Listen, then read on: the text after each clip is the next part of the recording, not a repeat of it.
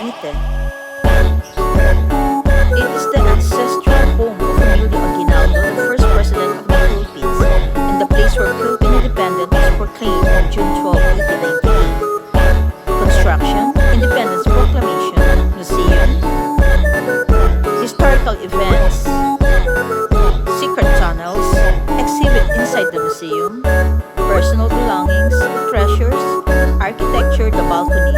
It really feels like going back in time. Have you visited the place before, or are you planning to go there soon? Enjoy watching!